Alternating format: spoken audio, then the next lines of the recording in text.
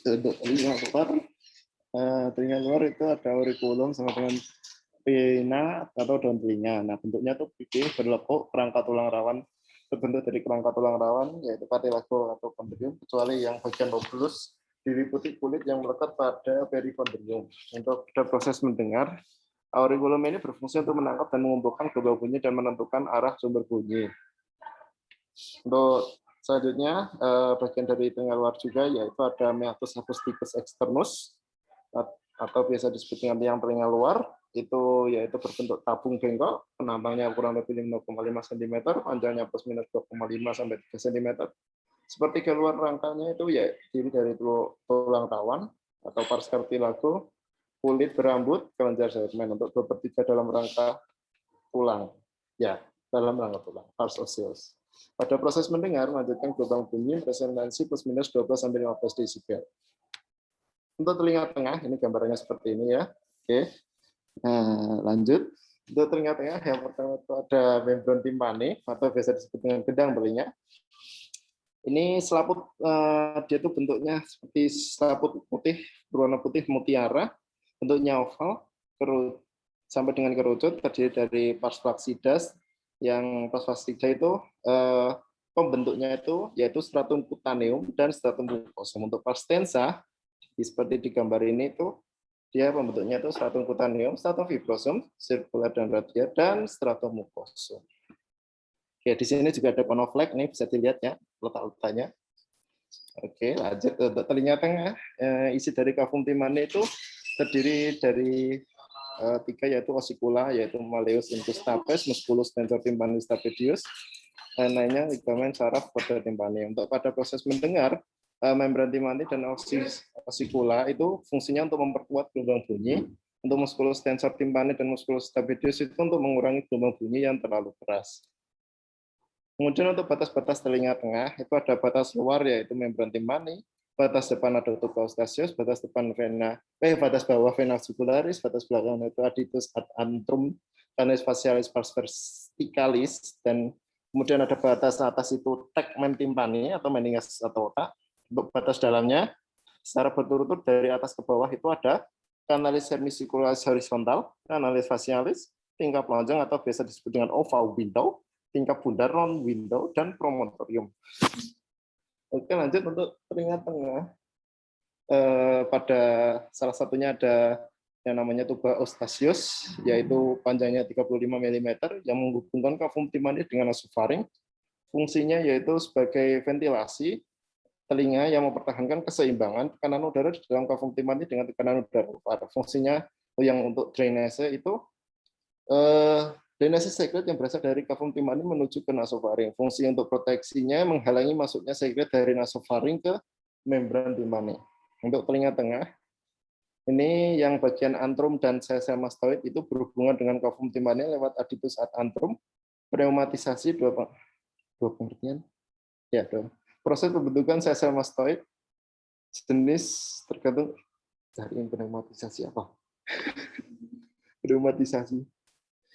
Jenis tergantung jumlah sel mastoid, normal, hipopneumatik, dan sklerotik. Dan untuk telinga bagian dalam itu ada koklea sebagai organ auditus yang berbentuk apa? Berbentuk 2,5 lingkaran, kanalis koklearis, saluran yang mengitari sumbu koklea berisi perilimfe, sumbu koklea modiolus terdiri dari tulang spongiosa, terus untuk skala vestibuli dan skala timpani. Kemudian ada ductus cochlearis atau bisa disebut dengan skala media itu kemudian diteruskan ke endolimfa. Di bawahnya dibentuk oleh lamina basilaris, kemudian ke organon corti. Untuk vestibulum itu berhubungan dengan auris media melalui fenestra vestibuli, terdiri dari utriculus, sacculus, keduanya mengandung epitel sensorium yaitu macula saculi dan macula utriculi. Untuk canalis semicircularis itu menempel pada utriculus, terdiri dari 3 saluran yang saling tegak lurus, yaitu anterior, superior, posterior, dan lateral. Di dalam terdapat ductus semicircularis yang ujungnya melebar disebut ampula berisi epithelium sensorium atau crista ambularis. Ini kemudian untuk fisiologi pendengaran. Fisiologi pendengaran ini bisa dilihat untuk transmisi bunyi, telinga luar itu berfungsi untuk menangkap gelombang bunyi, kemudian ditransmisikan ke meatus auditus externus, kemudian membran timpaninya menyebabkan vibrasi, kemudian ada osikel yang menangkap getaran tadi, kemudian diteruskan oleh os malleolus yang melekat pada permukaan membran timpani, kemudian ditransmisikan ke infus, kemudian ke stapes, kemudian bagian kaki stapesnya itu mentransmisikan ke vibrasinya melalui fenestrum oval yang melekat padanya. Kemudian masuk ke koklea, vibrasi fenestrum oval itu menyebabkan gelombang tekanan dalam perilimfa, telinga dalam, gelombang berjalan ke atas pada perilimfa dalam skala vestibule dan ke bawah pada perilimfa di dalam skala timpani. Ketika gelombangnya mencapai fenestrum rotundum, pada bagian dasar membran menutup fenestrum tersebut menyebabkan pembenjolan kecil di dalam telinga tengah. Kemudian masuk ke bagian organon aorti. Gerakan membran vasalis dihasilkan oleh gelombang yang berjalan naik turun di dalam nuklea, menggerakkan sel-sel rambut dan mengeksitasinya, mentransmisikan impuls ke saraf nervus cochlearis di sekitar dasar sel rambut. Kemudian ada saraf sentral untuk nervus auditoris pars cochlearis, mentransmisikan sensasi pada otak. Tempat sensasi tersebut diinterpretasikan di dalam pars auditoris globus temporalis. Di telinga apa sih?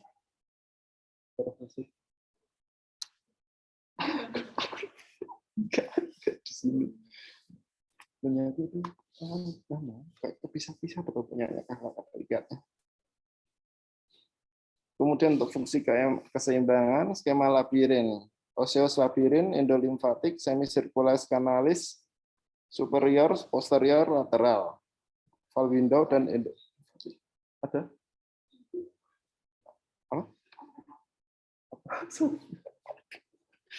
Saraf pusat apa enggak tahu ya.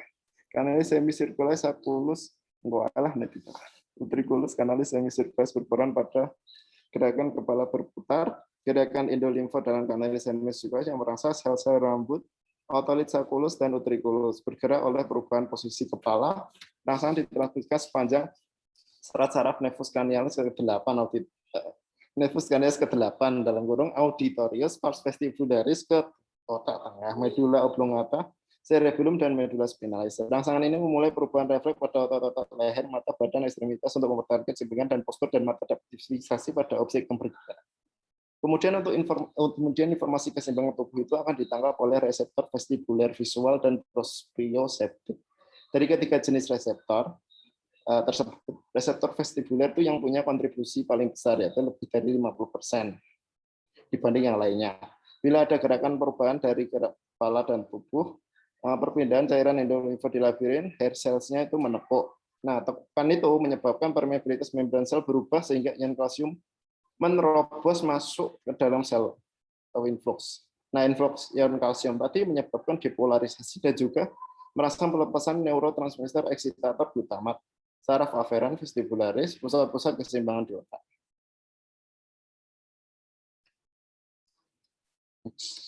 Next. Pusat integrasi keseimbangan itu terhubung pertama di inti vestibularis, menerima impuls aferen dari proprioceptik visual dan vestibuler. Cerebellum merupakan pusat integrasi kedua, juga pusat komparasi informasi yang sedang berlangsung dengan informasi gerakan yang sudah lewat. Informasi tentang gerakan juga tersimpan di pusat memori prefrontal cortex cerebri. Kemudian untuk anamnesis dari telinga, itu biasanya diawali dengan menanyakan keluhan utama. Keluhan utama telinga itu dapat berupa gangguan pendengaran atau tuli, suara berdenging atau tinnitus, pusing berputar atau vertigo, nyeri di dalam telinga atau otalgia, keluar cairan dari telinga atau otore. Untuk gangguan pendengaran, kita tanyakan bagaimana onset-nya, tiba-tiba atau perlahan, kapan pertama kali dirasakan, dan sudah berapa lama. Untuk telinganya sebelah mana, kanan atau kiri atau keduanya. Pendengarannya apakah membaik ataukah bertambah buruk. atau bergantian, kadang dapat memburuk atau dapat membaik. Apakah Anda tidak dapat mendengar suara, sunyi, berisik, bergumam, ataukah ada gangguan pemahaman terhadap pembicaraan dalam situasi seperti apa biasanya terjadi? Kemudian apakah ada riwayat penyakit lain seperti infeksi, virus, jamur yang berhubungan dengan gangguan pendengaran, trauma kepala, paparan suara bising atau keras, penggunaan obat-obatan? Kemudian untuk gangguan anamnesis selanjutnya, kita bisa nanyakan untuk riwayat penyakit campak, mumps, influenza, meningitis, sifilis, penyakit virus berat, penggunaan obat ototoksik seperti kanamisin, streptomisin, gentamicin, atau pemakaian diuretik maupun obat pengencer darah seperti aspirin. Riwayat gangguan dan kerusakan pendengaran dalam keluarga, riwayat sakit kesulitan dalam kehamilan dan melahirkan postnatal dan pasca-natal, ada riwayat penyakit telinga dan pembedahan telinga, paparan pekerjaan, militer, rekreasi, atau paparan suara bising dan keras lainnya, hambatan sosial, pekerjaan dan pendidikan yang timbul akibat gangguan pendengaran. Kemudian untuk anamnesis telinga pada karena berdenging atau tinnitus, ini sifat bisingnya seperti apa? Apakah dia berdering atau berdenging atau bernada tinggi, mengaum, menggumam, mendesis, seperti uap yang terlepas atau berdenyut senada dengan denyut nadi. Dan kapan pertama kali timbul? Terdengar sepanjang waktu atau hanya di keadaan sunyi? Terdengar setelah paparan bising di tempat kerja atau lokasi lain. Untuk selanjutnya anamnesis bagian pusing berputar atau biasa kita sebut dengan vertigo. Kepalanya apakah terasa ringan, ketidakseimbangan, rasa seperti berputar, cenderung ingin jatuh ke arah mana? Apakah pusing ditentukan oleh posisi kepala atau pusing saat berbaring? Apakah timbulnya berhubungan dengan bangun terlalu cepat dari berbaring? Frekuensi dan namanya serangan, apakah pusingnya itu bersifat terus-menerus atau episodik? Kapan pertama kali pusing dirasakan? Bagaimana? Berapa lama sifatnya dan selang waktu antar serangan? Ada gejala lain yang timbul bersamaan seperti mual, muntah, tinnitus, rasa penuh dalam telinga, kelemahan, fluktuasi pendengaran, kehilangan kesadaran, riwayat penyakit telinga, infeksi, perforasi, trauma, kepala, pembedahan telinga, riwayat penyakit seperti diabetes mellitus, gangguan neurologi, dan lain sebagainya. Atau bisa juga ditanyakan dengan riwayat alergi. Untuk nyeri dalam telinga atau yang biasa disebut dengan otalgia, ini bagaimana sifat nyerinya, lokasinya di mana, masalahnya apakah sering berulang, atau seberapa seringnya nyeri itu terjadi, apakah hanya terdapat pada telinga atau menyebar ke tempat yang lain, atau berasal dari tempat yang lain. Untuk keadaan yang mencetuskan nyeri, misalnya mengunyah, menggigit, batuk, menelan, nyeri alih dari kepala dan leher. Untuk gejala-gejala pada kepala dan leher lainnya, bisa ditanyakan. Untuk anamnesis keluar cairan dari telinga atau otore, cairan keluar dari satu atau kedua telinga, disertai gatal atau nyeri, sudah berapa lama, serekatnya pernah keluar sebelumnya, jumlahnya dan bentuknya seperti apa. Untuk seret disertai darah, purulen, dan berbau. Riwayat infeksi saluran pernafasan bagian atas, keadaannya membuat telinga basah, seperti berenang atau mandi atau perdarahan. Kemudian untuk alat pemeriksaan fisik telinga, ini ada yang digambarnya ada 9. Yang pertama itu yang paling penting adalah lampu kepala Van Hasselt, terus otoskop dengan baterai, kemudian ada spekulum telinga, terus alat penghisap, terus tajam, pemilin kapas, forceps telinga, balon Pulitzer, dan semprit telinga. Kemudian untuk inspeksi dan palpasi telinga, yang dapat dilakukan yaitu bantu pasien dalam posisi duduk. Pasiennya masih dapat diatur duduk di pangkuan orang lain. Atau posisi Anda duduk menghadapi sisi telinga pasien yang akan diuji. Untuk pencahayaan, gunakan auriskop, lampu kepala, atau sumber cahaya yang lain sehingga tangan Anda akan bebas bekerja. Mulai amati telinga bagian luar, periksa ukuran, bentuk, warna, lesi, dan adanya massa pada pinna. Lanjutkan pengkajian palpasi dengan memegang telinga menggunakan ibu jari dan jari telunjuk. Palpasi kartilago telinga luar secara sistematis, yaitu jaringan lunak, kemudian jaringan keras, dan catat bila ada nyeri. Tekan bagian tragus ke dalam dan tekan pula tulang telinga di bawah daun telinga atau tulang mastoid. Bila ada peradangan, pasien akan merasa nyeri, dan kemudian bandingkan telinga kiri dan telinga kanan. Terus untuk inspeksi meatus acusticus externus dan sampai ke membran timani, ini untuk visualisasinya yang terbaik itu dipilih menggunakan spekulum telinga, ukuran terbesar yang masih pas dengan diameter liang telinga pasien. Diameter liang telinga orang dewasa itu adalah 7 mm, sehingga untuk otoskop pasien dewasa yang menggunakan spekulum dengan diameter 5 mm, untuk anak itu 4 mm, dan untuk bayi 2,5 sampai 3 mm. Kemudian lakukan pemeriksaan terhadap kedua telinga. Bila telinga yang sakit hanya unilateral, lakukan pemeriksaan terhadap telinga yang sehat terlebih dahulu.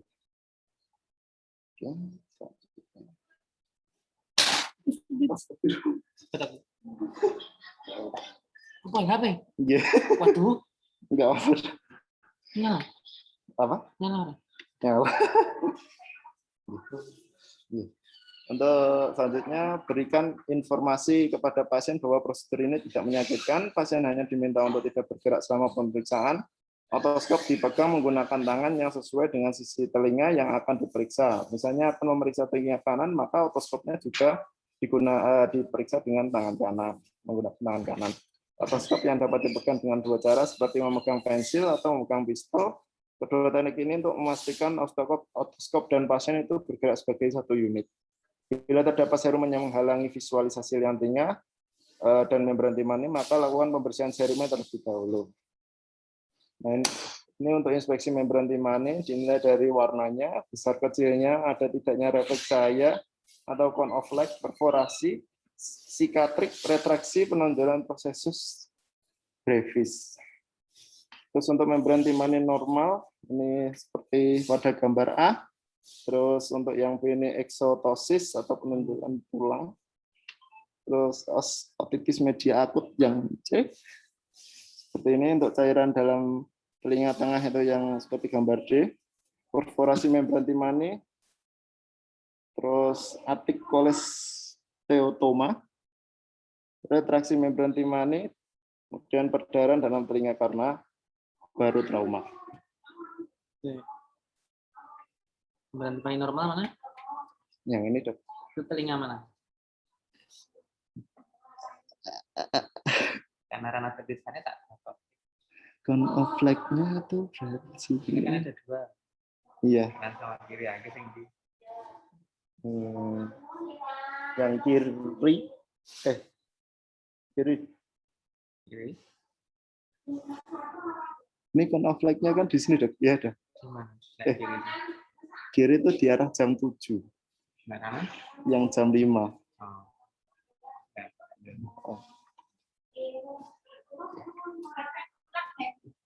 Hati-hati di jalan. Ini macam aja. Kemudian untuk tes pendengaran, ada tes fisik. Tes fisik itu digunakan untuk screening adanya gangguan pendengaran dan membedakan tuli hantaran dengan tuli sensori neural. Prosedurnya, pasien itu duduk di kursi pemeriksaan, memeriksa berdiri kurang lebih 60 cm di belakang pasien, memeriksa membisikkan serangkaian angka dan huruf, misalnya 5K2. Minta pasien untuk mengulangi urutan kata dan huruf yang dibisikkan. Jika benar, berarti tidak ada gangguan pendengaran. Jika pasien tidak dapat mengulang rangkaian kata dan huruf yang dibisikkan, ulangi pemeriksaan menggunakan kombinasi angka dan huruf yang lain.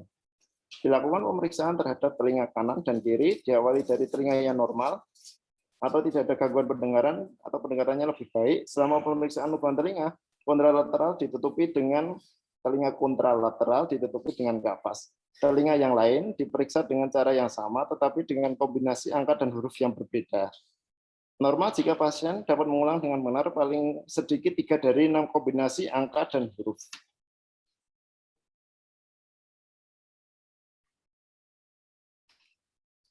Untuk interpretasi tes fisik, ini bisa dilihat untuk normalnya itu suara bisikannya bisa terdengar dari jarak 6 meter, dalam batas normalnya itu 5 meter, terus tuli ringan itu 4 meter, tuli sedang 3-2 meter, tuli berat kurang dari sama dengan 1 meter. Untuk kualitatif, tuli sensori neural itu sukar mendengar huruf desis frekuensi tinggi seperti huruf S, Y, dan C. Tuli konduktif itu sukar untuk mendengar huruf lunak frekuensi rendah seperti M. N dan W. Wah, 6 meter. Iya dong. Tes sebelumnya 2,2. Terusnya berdiri kurang lebih 60 cm di belakang pasien. Oh, gini.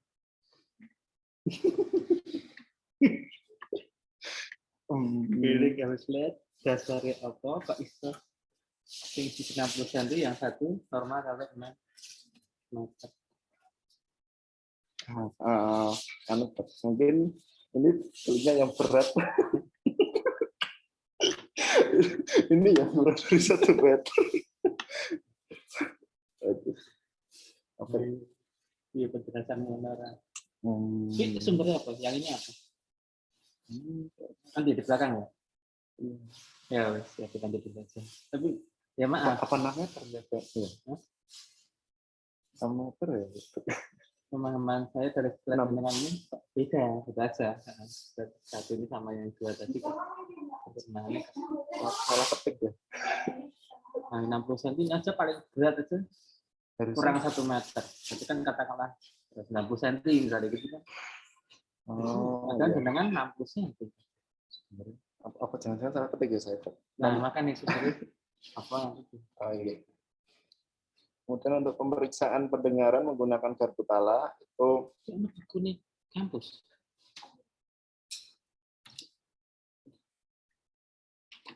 Ini sama lagi. Wangi. Nanti macam-macam. Ya udah, betul aja. Untuk tes penal atau garpu tala didasarkan pada 2 prinsip utama, yaitu telinga dalam lebih sensitif terhadap hantaran suara oleh udara dibandingkan oleh tulang. Bila ada gangguan pada hantaran suara oleh udara, telinga yang terganggu akan lebih sensitif terhadap hantaran oleh tulang. Disebut tuli hantaran murni atau conductive hearing loss. Yang dipakai biasanya adalah garpu tala frekuensi 512 Hz.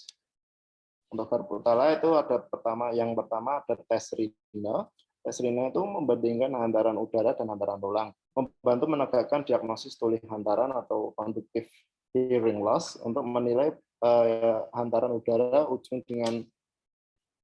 lengan panjang garpu tala yang sudah digetarkan dipasang di prosesus mastoideus. Kemudian pasien ditanya apabila sudah tidak mendengar, kemudian keperluannya itu dipindah 1 inci sampai 2,5 inci di depan meatus auditorius externus. Untuk interpretasinya, tes Rina yang positif itu suara dari konduksi udara itu lebih keras dibanding yang di konduksi yang di tulang atau tidak. Kemudian itu interpretasinya jadi tidak ada tuli hantaran. Untuk tes Rina yang negatif itu suara dari konduksi tulang itu lebih keras yang menunjukkan adanya tuli hantaran atau tuli sensori neural total. Suara garpu tala itu ditransmisikan melalui konduksi tulang tengkorak dan diterima oleh telinga kontralateral. Tes Rina-nya itu false negatif. Kemudian ada tes Weber. Tes Weber itu dilakukan setelah tes Rina yang bertujuan untuk membedakan tuli hantaran dan tuli sensori neural.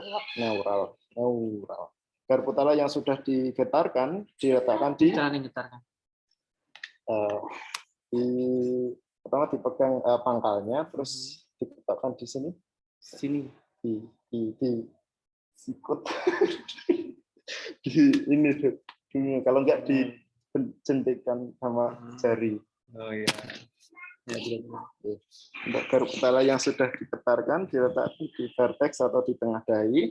Kemudian pasien ditanya suara terdengar sama keras atau lebih keras di satu sisi, kiri atau kanan. Untuk interpretasi hasilnya, suara terdengar sama keras di telinga kiri dan kanan. Itu artinya tidak ada lateralisasi atau normal. Kalau suaranya terdengar di telinga yang terganggu, itu tuli hantaran. Kalau suaranya terjadi laterasi di telinga yang kontralateral atau telinga yang sehat, itu tuli sensori neural. Untuk ini interpretasi hasil pemeriksaan tesnya, ya normalnya tes Rina itu positif, tes Weber itu tidak ada lateralisasi. Untuk yang telinga kiri, tes Rina-nya negatif, berarti tes Weber-nya itu lateralisasi ke kiri. Malah kesel. Jadu sama gigi gitu. Auricula sinistra tuli sensori neural itu tes rinenya positif atau false negatif, tes Weber-nya lateralisasi ke kanan. Untuk auricula dextra, tuli hantaran itu tes rinenya negatif, tes Weber-nya lateralisasi ke kanan. Auricula dextra tuli sensori neural itu tes rinenya positif atau false negatif, tes Weber-nya lateralisasinya ke kiri. Terus kemudian ada tes swabah atau swabah tes. Dia garpu talanya digetarkan, tangkai garpu talanya diletakkan pada prosesus mastoideus penderita sampai tidak terdengar bunyi. Kemudian tangkai garpu talanya segera dipindahkan pada prosesus mastoideus telinga pemeriksa yang pendengarannya normal. Kemudian interpretasinya itu bila pemeriksa masih dapat mendengar disebut swabah memendek atau tuli sensori neural. Bila pemeriksa tidak dapat mendengar, pemeriksaan diulang dengan cara sebaliknya, yaitu garpu tala diletakkan pada prosesus mastoideus pemeriksa lebih dulu, kemudian bila penderita masih dapat mendengar ini disebut swabah memanjang atau tuli konduksi. Bila pasien dan pemeriksa kira-kira sama mendengarnya disebut swabah sama dengan pemeriksa, yaitu normal. Dan ada juga tes ini untuk mengecek fungsi tuba Eustachius sebagai ventilasi, drainase sekret, dan menghalangi masuknya sekret dari nasofaring ke telinga tengah. Ventilasinya itu untuk berguna untuk menjaga agar tekanan di telinga tengah selalu sama dengan tekanan udara luar. Adanya fungsi ventilasi tuba dapat dibuktikan dengan melakukan perasat falsafa dan perasat Toynbee. Untuk perasat falsafa itu meniupkan dengan keras dari hidung sambil mulut dipencet serta mulut ditutup. Bila tubanya itu terbuka, maka akan terasa ada udara yang masuk ke dipencet serta mulut ditutup. Oh. Monyong nggak mulut itu? Meniupkan dengan keras hidung sambil mulut dipencet tuh. Hidung dipencet. Hidung dipencet. Hidung dipencet, mulutnya ditutup. Iya. Ini hidung nggak bisa nutup. Iya. Dibantu dengan pencet. Ya. Bila tuba terbuka, maka akan terasa. Persaingannya koas ini ya. Saling menyesatkan. Typo.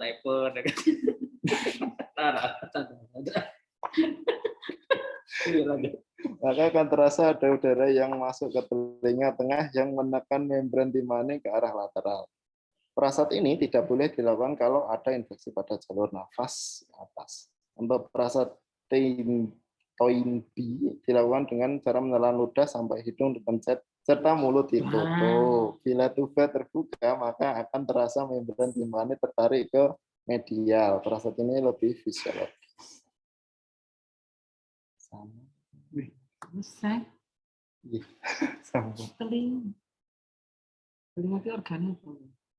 Organnya tadi ada telinga, organ auditoris sama organ ini yang untuk keseimbangan. Ya, nah keseimbangan di pemeriksaan. Keseimbangannya itu ada trombus. Persaingan nggak sehat lagi. Punya ilmu tapi nggak dipresentasikan. Aduh. Ya, saya ngomong aja. Tes trombus itu dengan pasien posisinya berdiri, terus kaki yang kanan ada ya pokoknya salah satu kakinya tuh tumitnya menyentuh kaki yang sebelahnya, menyentuh jarinya, terus berdiri tegak, terus dia menutup mata. Nah itu kalau bertahan lebih dari 30 detik itu berarti masih normal, Pak. Enggak goyang, enggak kemana-mana. Tangannya, oh ya di sini. Silangkan. Iya. Terus tutup mata. Iya. Pemeriksaannya ngapain? Pemeriksaannya ngamatin. Lihatin aja gitu ya. Di belakang kalau jatuh. Oh ya. 30 detik. Ya, gitu. Emang jatuh ke kanan ya? Karena interpretasinya. kanan. Yang pinjol kepala kanan. Atau maknanya enggak itu loh. Kalau ini ada gabungan keseimbangan tuh, enggak tahu yang mana misalnya kan. Keseimbangan yang kanan yang mana misalnya. Yang kanan berarti putar. Oke, buka ya. Guru belum. Call a friend. As audience atau call a friend? Belum Ya. belum. Tapi ya prinsipnya juga ada, itu mesti ada maknanya. Meskipun ya sebatas aspek. Yang tegak ya harus diperiksa penunjang. Kalau enggak dari roundback itu kita bisa. Itu apa menit? Ada selain robot satu itu nomornya Lupa nih. oh ini yang point test Iya. era point ya point test Sisi pasien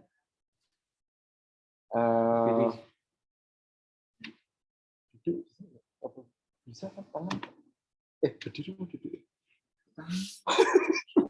ya tadi kan roundhook berdiri, kakinya yang satu di depan yang ya salah satu gitu kan. Iya. Nah itu sih. Kalau ini duduk bisa ya, duduk dok. Duduk. Terus tangannya tuh tangan pasien dan lengannya dibuka, tangan kanan, tangan badannya dibuka mau bentang, terus kayak ini berusaha mencari titik tengah di jari pemeriksa. Nah, terus kalau pemeriksaannya apa? Kalau nggak salah itu itu juga itu yang apa ya? Jarinya kayak gini dok. Pemeriksaannya, Iya. duduk di depannya. Iya. Terus pasiennya kayak gini. Ya, bisa kena. Iya. Iya enggak dok.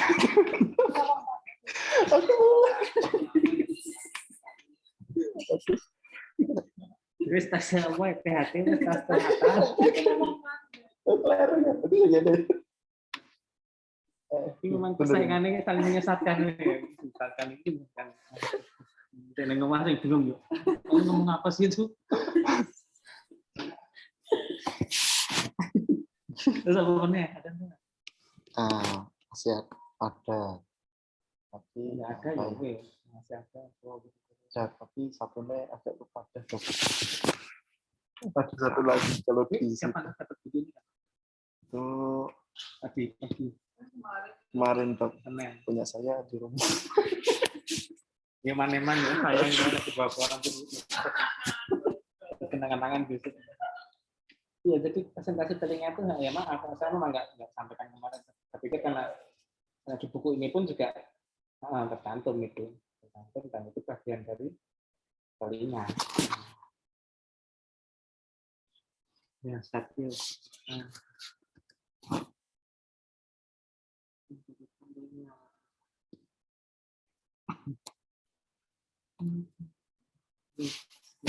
Telinga, bagian, kemudian penyusunnya yang untuk telinga luar.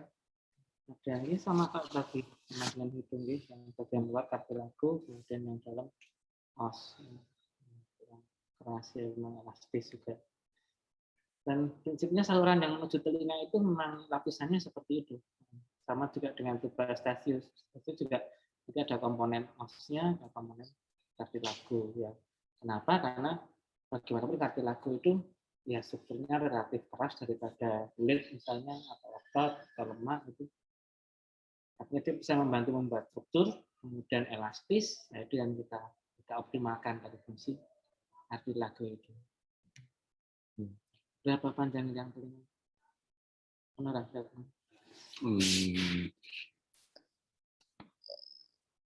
Nah, kelas setengah sampai 3 itu untuk dewasa.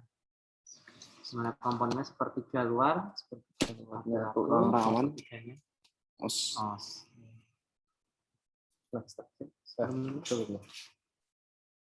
gambar aja. Pak. Ya, slide. Ini ya, telinga tengah. Sebelah lateral dibatasi oleh membran. Jadi membran timpani itu tidak semata dia menampung suara saja, tetapi juga dia punya peran untuk dinding, pembatas, pemisah antara telinga luar dan telinga tengah. Oke, slide. Telinga mana? Telinga Membran timpani telinga mana? Oh ini kanan atau kiri. Ini kanan. Apa? Kanan. Kanan ya. Lihat ya. Jadi kemarin sebagai penanda kita. Slide.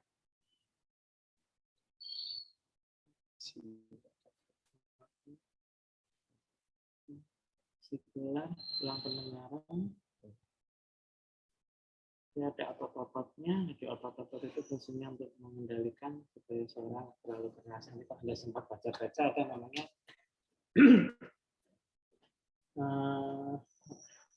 refleks stapedius ya.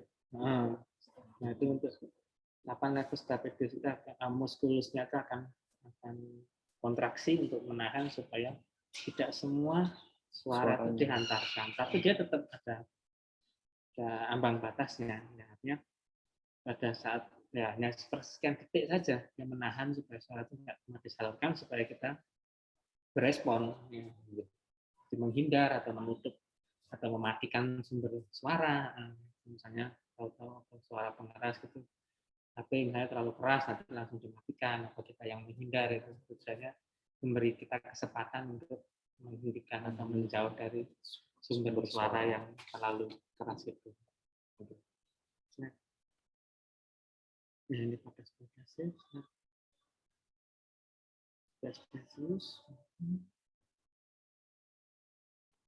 Fungsinya fungsi ventilasi, drainase, deteksi.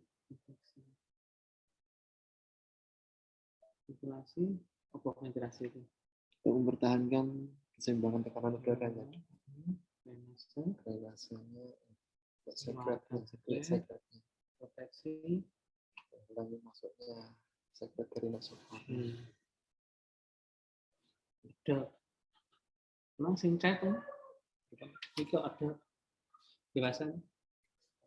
Sing anak-anak. Ada, tapi tak potong.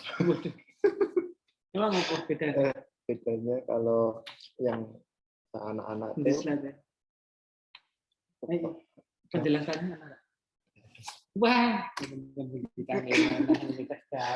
gambarnya saya. Iya, biasanya gambar ini tuh pasangan anak-anak sama dewasa. Kenapa? Karena mau menunjukkan beda, ya tidak hanya sebatas panjangnya saja. Iya.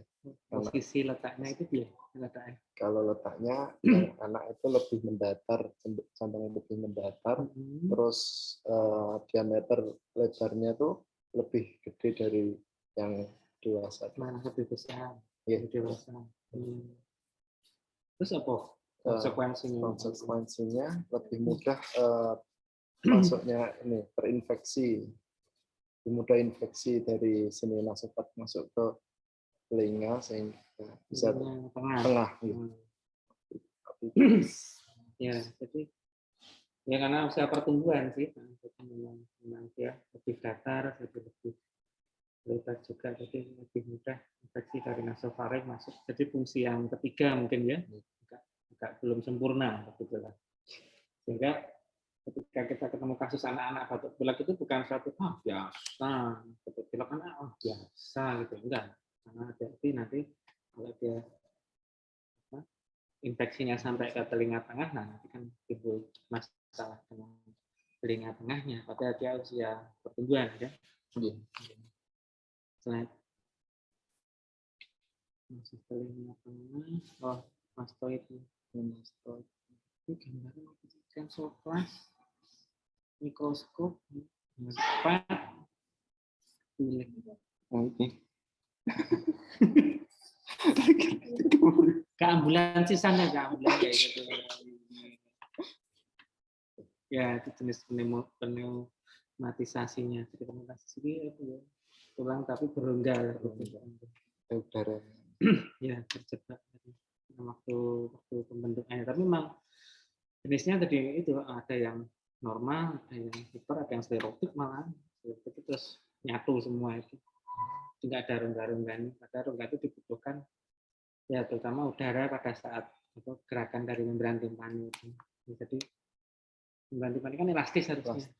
Nah, dia supaya elastis itu kan ruangannya itu harus positif negatif tekanannya. Nah, itu kadang yang membantu sisa udara yang ada di rongga-rongga itu atau dari tuba. Tubanya jadi membantu untuk mengurangi tekanan, nambah tekanan.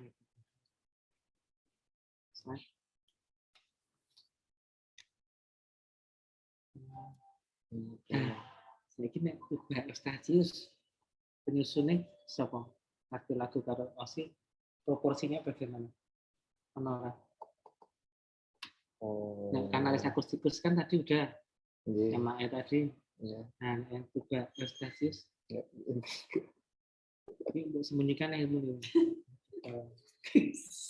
Tuba Eustachius. Apakah itu os semua? Apakah parti lagu semua? Separuh-separuh juga ada. Kayaknya saya 50-50. Enggak. Jadi sebagian ada yang parti lagu, ada yang os. Iya. Iya. Ini sebagian itu kira. Nah, itu letaknya di mana kan? Berarti kan emang tadi berapa perbandingannya? Tadi 1/3 yang parti iya dah. 1/3 iya sama luar. Iya. Nah, berarti kita sebutkan 1/3 luar parti lagu, 2/3 dalam os. Nah, prestasi orang yang literatur ini.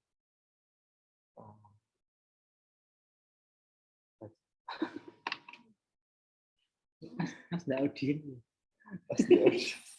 Aduh, ini ngantuk kayak guys, lagu ngomong ini typo. Ya, wes. Tapi Pak masuk ke Ya, enggak. Jadi karena nanti kita bisa menjelaskan juga bagaimana sih sistem itu tadi, 3 fungsi tadi itu, ventilasi, proteksi, drainase, itu kan harus bisa dijelaskan kenapa susunannya seperti itu. Seperti juga dengan yang telinga, kenapa yang telinga seperti itu, kemudian kenapa penyakitnya bisa timbul seperti itu ya, karena strukturnya memang seperti itu. Terus itu jambak,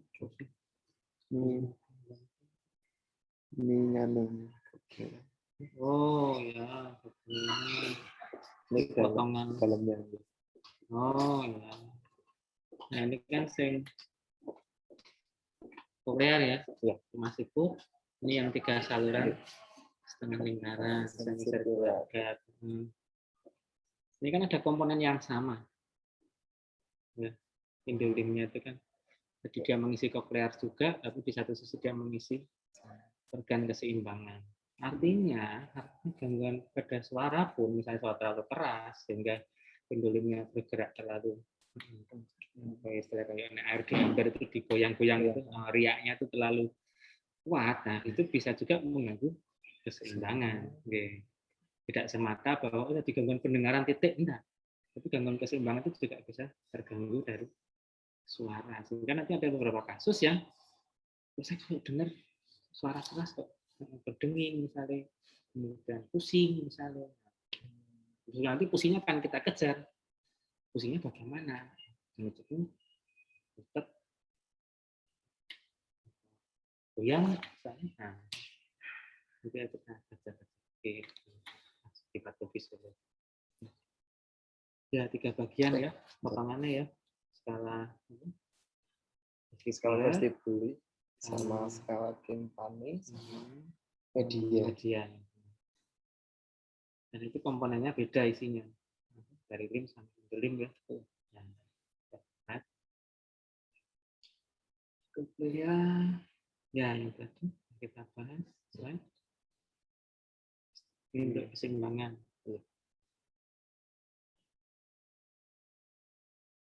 Ya, keseimbangan itu ada yang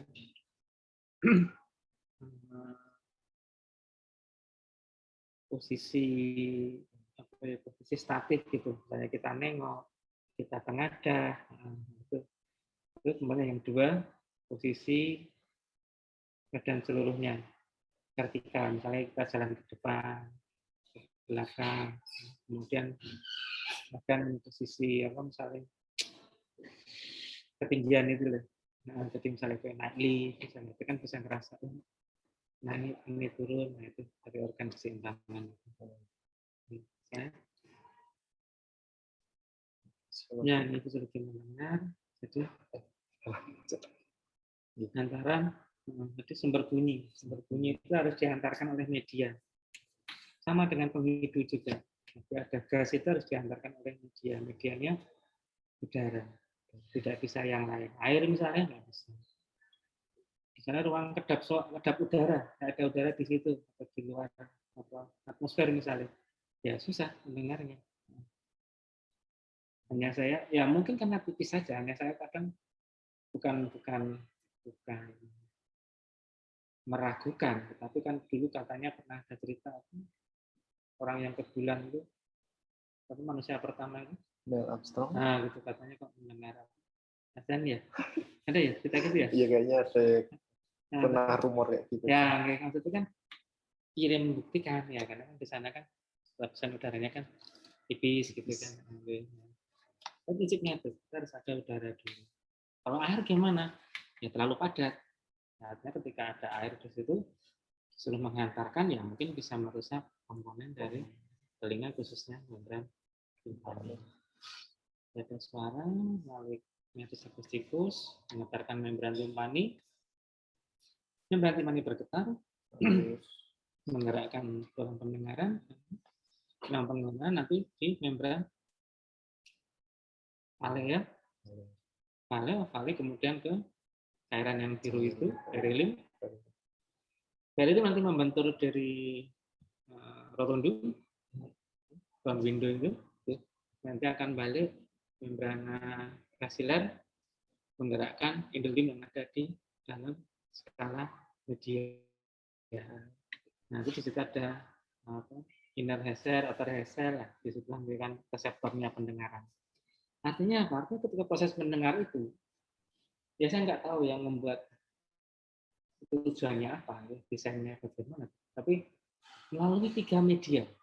Pertama dia udara sampai di telinga luar, membran timpani kena padat, tulang pendengaran padat, dihantarkan lewat situ mulai pakai sistem mengungkit, kemudian cairan. Ada 3 media dilalui supaya kita bisa mendengar. Dan ini pun nggak berhenti di sini. Nanti setelah dari nervus 8 naik ke otak di persepsi. Nah, ini asal. Korti. Nah, yang poin kedua, garis kedua itu tempat sensasi tersebut diinterpretasikan. Nah, jadi diterjemahkan. Tidak semata suara masuk terus saya dengar. Jadi yang jadi masalah telinga itu semua suara itu masuk. Ya, kan dengan representasi gini kita dengarkan ya, tapi ketika ada orang jalan langkah gitu, dengeran enggak? Kedengeran. Tapi kalau saya ditanya, Agung kamu dengerin apa? Saya dengerin Anda presentasi. Saya dengar suara itu, ya saya dengar. Saya abaikan, saya nggak fokus. Nah, itu gini, saya dengar nggak? Dengar. Terus nggak abaikan. Saya abaikan aja. Artinya semua suara itu akan masuk, hanya mana yang ingin saya dengarkan, nah itu dipilih oleh si temporalis itu, pas auditorius itu. Dengan kata lain apa? Dengan misalnya, dengan ada di suatu bioskop, kalian nonton. Terus kan nonton bioskop tuh. Yang pati bioskop. Dulu nggak ada. Nggak ada dulu. Sekarang ada tuh pandemi ya. Ya, ini sangat teman gitu nonton gitu kan. Nah, soundnya kan kenceng gitu ya. Tapi ketika pengen dengerin ngomong apa kan kita akan atur kan itu. Iya. Jadi suaranya sound tetap ada enggak? Tetap ada. Tetap masuk ke telinga, tetap ada. Getarkan membran timpani tetap. Jadi membran timpani itu nih gerak terus. Tulang pendengaran gerak terus. Sampai di level Anda tidur. Ketika Anda tidur, Anda nggak tutup lubang telinga, suara itu masuk semua. Jadi kalau misalnya Anda tidur, nah, yang kaki itu ono koplo ya. Nah, kan tunjukan itu tanggamu baru ada nikahan, resepsi gitu kan. Lalu saya tidur minum CTM gitu. Iya. Suara tuh masuk terus. Ketika bangun, kamu dengar nggak semalam ada pertunjukan musik? Aku minum obat tidur aja. Iya, karena tidak diinterpretasikan. Tetapi suara itu masuk. Dengan kata lain, kapan itu membran timpani, tulang pendengaran, saraf-sarafnya beristirahat? Nah, seperti itu. Beda dengan saraf misalnya di mata. Mata ketika Anda tutup palpebra, merem, udah nggak ada cahaya yang masuk. Sarafnya istirahat semua, reseptornya istirahat semua. Hidung juga sama. Anda nggak nutup hidung itu, tetangganya masak cabai ini nggak masuk. Bisa jadi tidak baru tidur tahu bersih. Terangsang ya nanti dibahas lagi masalah penyidu itu ya. Masuk semua. Tapi kalau mata merem, nggak ada, gelap semua. Artinya ada bagian tubuh kita, reseptor yang memang bekerja terus. Untuk sederhana telinga biasanya saya itu yang sekarang ngetren tidur mendengarkan musik pakai headset. Nah, itu aku kayak rasanya. Oh, itu namanya bisa nemenin tidur gitu, tapi sampai terlelap masih bunyi musiknya. Iya. Nah, kapan istirahat sarafnya? Sekali, 2 kali, 10 kali, sebulan gitu terus, atau datang ke kita, dok telinga saya berdenging. Apa lagi nih saraf masalah?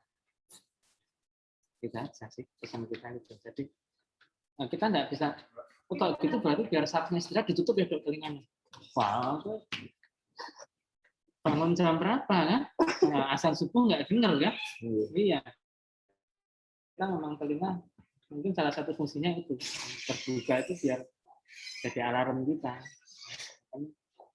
Industri itu ya menemukan alarm, ya kan? Alarmnya nggak pakai mata, nggak pakai cahaya gitu, enggak. Kenapa? Karena apa-apa itu. Tapi alarmnya apa yang terbuka? Ingat, alarm yang merangsang. Kira-kira no, jagalah telinga. Jangan tidur pakai headset yang nyala. Jeblok. Saya nggak jadi sampai ke pabriknya ya. Aku nggak bisa lihat. Headset. Nah, musuhku pabrik headset sama cotton bud. Oh iya, cotton bud juga tuh. Iya, cotton bud kalau Korea ya lupa headset. Masalahnya kan aku ngomong-ngomong pabrik tes ya. Flat. Nah, ini akan keseimbangan.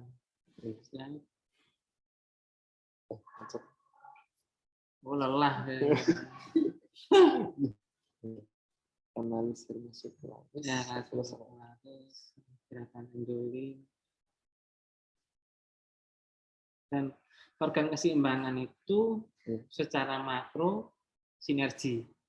Artinya dia bekerja bersama-sama, mulai meliputi organ keseimbangan sendiri, vestibular, kemudian mata, kemudian postur tubuh, dan itu semua diintegrasikan di otak. Artinya, bisa nggak orang dengan gangguan penglihatan itu ada gangguan keseimbangan? Bisa. Iya. Pakai kacamata kan, dari minusnya nambah gitu. Atau pas nggak pakai kacamata tiba-tiba itu kan mesti agak goyang sedikit. Karena itu tadi, tiga organ itu saling bersinergi. Sehingga salah satu tes keseimbangan seperti jenengan seperti rombak itu kan harusnya ada dua. Ada yang posisi mata terbuka sama posisi tertutup. Kenapa? Karena tiga itu akan saling mendukung semua. Mata, vestibular sama badan saling mendukung. Ketika mata ada gangguan, Nah, badan sama vestibular itu akan menyeimbangkan supaya tetap seimbang. Tapi memang ada batasnya. Ya, ada batasnya. Ketika batas itu terlampaui, ya dia akan goyang lagi.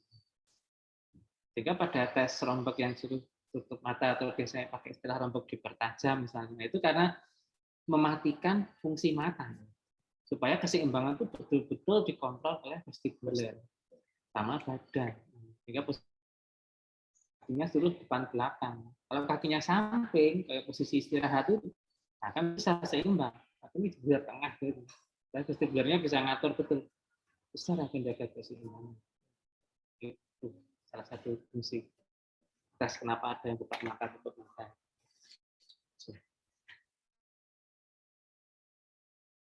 Lima dan postur dan mata dapat difiksasi pada objek yang bergerak. Dan poin terakhir itu aplikasi klinisnya seperti itu.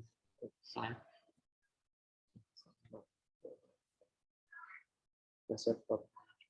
Oh ya.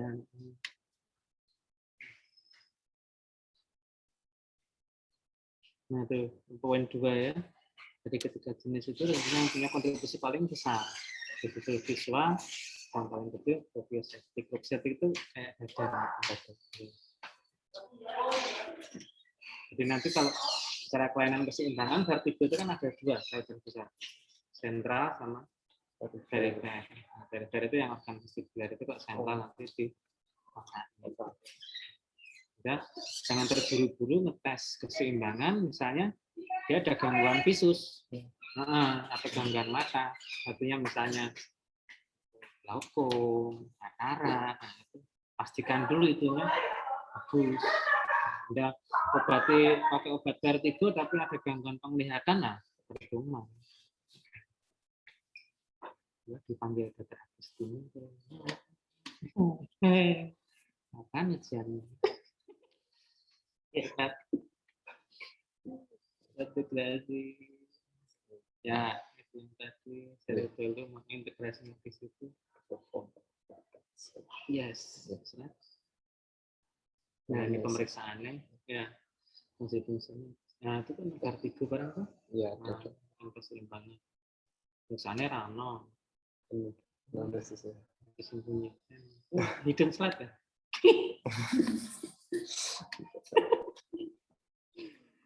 Iya, slide. Ya. Iya, terus yang ini yang tinnitus. Oke. Lanjut. Ya, yes. Oke. Jadi sebelumnya apa? Bahagia. Ada yang poin 3. Pencetuskan nyari mengunyah ya. Mengunyah, menggigit, ya. Nyari alih. Jangan lupa. Oke, slide. Yang di tutorial slide. Ya, ini alat-alatnya. Balon politer ini nomor 8.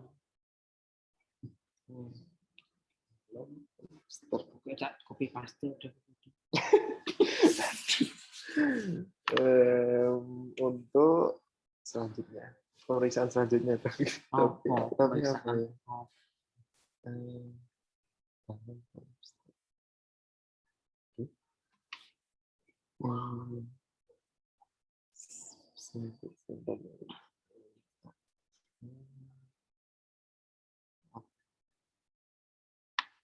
Sembilan alat. Aku takkan mau siji. Nah, aku takkan 10 lah, aku salah.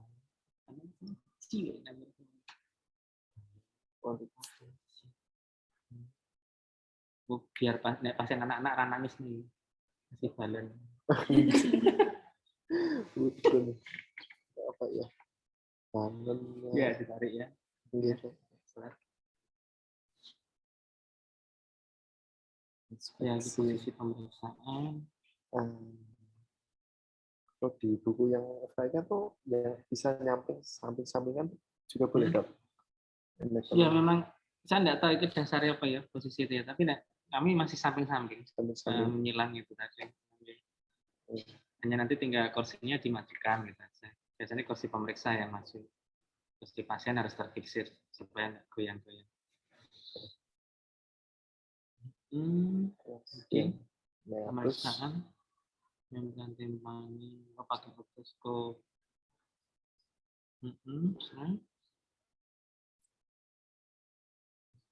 Ya, pastikan organ di sekitar ya saat inspeksi tadi di awal ya. Aurikularnya di depan aurikuler atau preaurikuler, retroaurikuler juga kadang memberikan diagnosis nanti.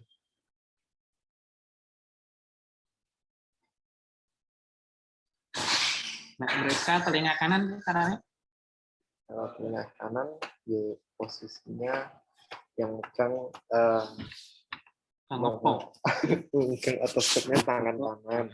Yang tangan kiri itu ini aurikulanya ditarik ke atas terus ke belakang gitu kan.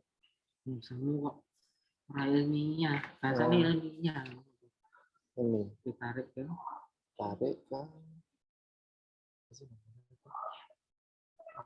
superior. Terus yang superior titik. superior posterior. Nah, posterior superior. Nah, di tahu tulisan ini? Enggak ada. Wah, kayaknya bunyikan gawat sih kita. Kenapa kulit sih gitu sih? Ya tahu dari gini kan. Baca aku. Ya gitu guys. Jadi hati-hati hampir nggak ada tangan yang nganggur istilahnya gitu saja. Jadi dua tangan ini kita dikasih Tuhan ya kita optimalkan betul. Satu untuk megang alat, satu untuk fiksasi. Nanti kalau ada tindakan seperti tadi rhinoskopi posterior ya, satu pegang spatula, satu pegang cermin. Nah, jadi semua gerak tangan ada yang di slide. Ya, ini pemeriksaan identifikasi membran timpani, slide. Tes pendengaran, tes visi. Yang ini tadi namanya di halaman 20. Nah, buka. Iya, namanya saya ingat.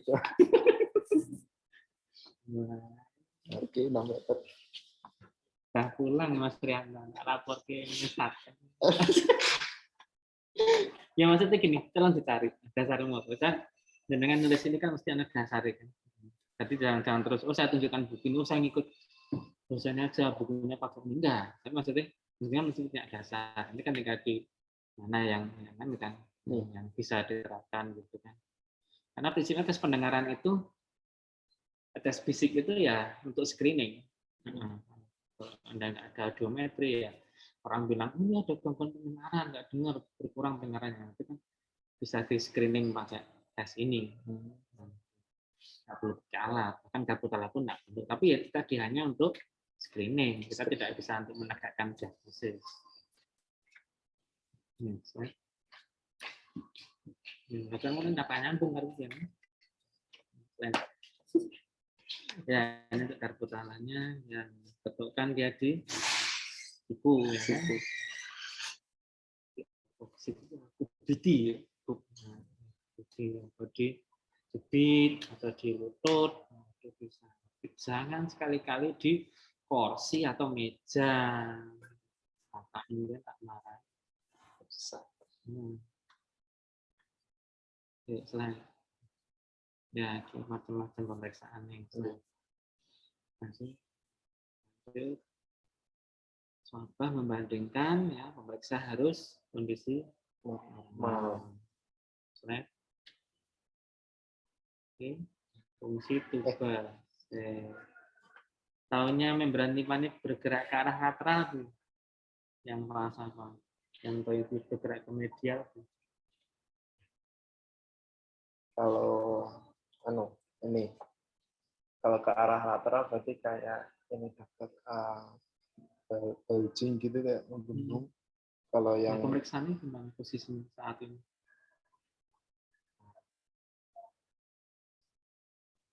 posisinya pasien disuruh mengecat hidung, tutup mulut, tiup, pelan. Pemeriksaannya ngapain? di spekulum. Spekulum. Lihat di sini. Di Spekulum telinga. Spekulum hidung. tuba gitu ya. Aduh. Enggak, telinga dok. Telinga, nanti dilihat membran timpaninya. Pemeriksanya melihat membran timpani. Iya. Di pemeriksanya melihat membran timpani, terus kita suruh pasiennya ngikuti instruksi gitu kan? Iya. Oh, nah. Jadi gerak lateral sama medial kan? Iya. Oke. Gitu. Bener nggak?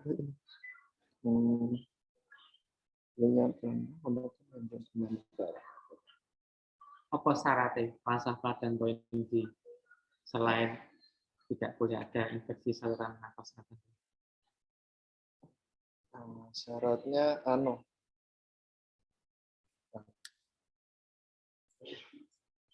tidak ini kalau bolong kan bentuk di mana enggak cukup enggak bisa itu diagnosis. Punya perforasi nggak bisa diperiksa. Nggak perforasi ya dokter ini tidak ya membran timpaninya nggak ke lateral atau ke medial. Gimana sih bocor ya? Iya. Terus bicaranya periksa membran tuba kalau membran timpaninya perforasi bisa diperiksa. Fungsi tuba pada kasus perforasi membran timpani. Seperti kelas T.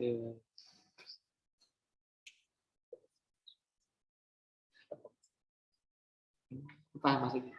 Iya. Ya. Cara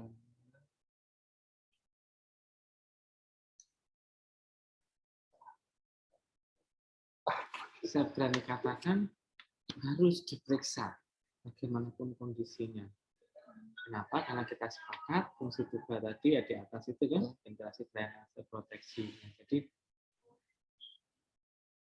tuba itulah yang bertanggung jawab pada kondisi telinga tengah. Kalau ada apa-apa dengan telinga tengah, nah itu yang dikambing tangkai pertama itu tuba. Kecuali trauma di membran timpani langsung, misalnya luka, mungkin korek-korek telinga sobek, saat masa kasus satu pendidikan itu gibang, subang ya, nah itu nggak tahu bicaranya kok iso lepas masuk nusuk di membran timpani. Anting gibang. Anting sing ini kan, gibang itu yang fokusnya ada kuncinya kan, nah kunci itu nggak tahu juga lepas, tapi posisinya itu masuk. Jadi pas kita otoskop itu silau, karena berlian semua. Palsu. Nah, pas dilihat remehkan tuh. Terus kesakitan ya, wong. Bener tuh, enggak bener ya. Ya memang harus direparasi membrannya. Enggak cuma tahu diambil selesai enggak, tapi kan masalahnya dia kan meninggalkan lubang kan. Bicaranya harus diperiksa juga itu. Ya. Ini tuh percuma nanti sampai di tingkat operasi misalnya udah bisa ditambal ini, bisa ditutup perforasinya ya, tapi itu banyak masalah ya, sama aja. Nah, kita sepakat tubuhnya fungsinya untuk ventilasi, drainase, proteksi. Pada saat pemeriksaan tuba itu ya memang dari yang sederhana seperti ini sampai nanti yang kompleks pakai alat ya. Ada sekitar berapa? 8 atau 9. Ini apa ya? Pompa policer tadi. Saya tahu dengan belum baca, makanya saya tanya nomor berapa. Salah itu. Ternyata ini. Untuk presentasi review minggu kedua, minggu lo longkesmu minggu kelima, selasa 3 minggu itu benar. Ya maksudnya ya itu saya bilang mereka kan hanya diberi kesempatan 3 minggu di THT.